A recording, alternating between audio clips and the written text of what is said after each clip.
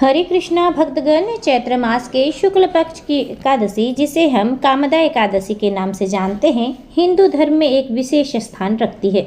जैसा कि इसके नाम से ही स्पष्ट है, कामदा यानी कामनाओं को पूरी करने वाली। माना जाता है कि इस व्रत को करने से न केवल पापों का नाश होता है, बल्कि व्यक्ति की हर जायज मनोकामना भी पूरी होती है। शास्त्रों के अनुसार यह चैत्र मास की पहली एकादशी होती है। श्री कृष्ण ने स्वयं धर्मराज युधिष्ठिर को इस एकादशी का महत्व बताया था। कहा जाता है, अगर जाने अनजाने में आपसे कोई बड़ी गलती या फिर पाप हो गया हो तो कामदा एकादशी का व्रत उस दोष से मुक्ति दिलाने की शक्ति रखता है।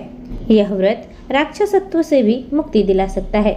चैत्र मास की कामदा एकादशी 2026 में असमंजस की स्थिति को लेकर बनी हुई है कि एकादशी का व्रत किस दिन रखा जाएगा, 28 मार्च को या फिर 29 मार्च को। तो बता दें आपको, एकादशी तिथि प्रारंभ होगी 28 मार्च दिन शनिवार को सुबह 8:47 से। वहीं 29 मार्च रविवार सुबह 7:46 पर इसका समापन होगा। वैसे में वैष्णव जन की एकादशी यानी कि द्वादशी युक्त एकादशी 29 मार्च 2026 दिन रविवार को रहेगी और इसी दिन व्रत रखा जाएगा। इस दिन वामन द्वादशी भी है, इसलिए भगवान विष्णु के वामन अवतार का पूजन करना आपके लिए शुभ माना जाएगा। भद्रा शनिवार को रात 8:13 से लगेगी, जो रविवार सुबह 7:46 तक रहेगी, जो मृत्यु लोक में रहने वाली है। भद्रा में किसी भी प्रकार का कोई भी शुभ और धार्मिक कार्य नहीं किया जाता है, इसलिए नए काम की शुरुआत करने से पहले एक बार भद्रा विचार अवश्य ही कर लें। कामदा एकादशी का व्रत पारण करने का शुभ मुहूर्त रहेगा 30 मार्च दिन सोमवार को सुबह 6:20 से सुबह 7:09 तक। कामदा एकादशी पूजा विधि इस प्रकार है। इस दिन ब्रह्म मुहूर्त में उठकर गंगा यमुना जैसे पवित्र नदी या फिर घर पर ही गंगा जल मिले पानी से स्नान करें। स्वच्छ पीला या फिर भगवा वस्त्र धारण करें। व्रत का संकल्प ले भगवान विष्णु की प्रतिमा या मूर्ति के सामने घी का दीपक जलावे।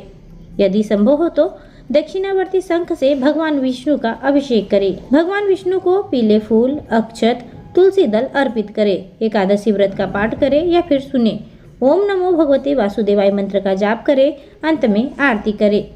आप अपनी इच्छा से निराहार, निर्जला या फिर फलाहारी व्रत भी रख सकते हैं।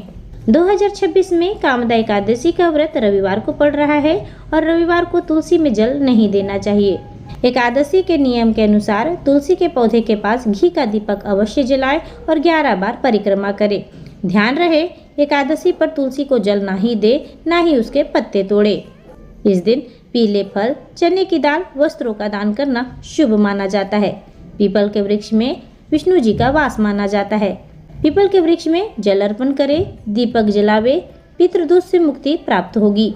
एकादशी के दिन विष्णु सहस्त्र नाम का पाठ करने से कर्ज से मुक्ति मिलती है। इस दिन चावल नहीं बनाना चाहिए, ना ही चावल खाना चाहिए। क्रोध और तामसिक भोजन, मांस, मदिरा, लहसुन, प्याज से दूर रहें। यह थी आज की विशेष जानकारी। आई होप आपको पसंद आई हो। हरे कृष्णा।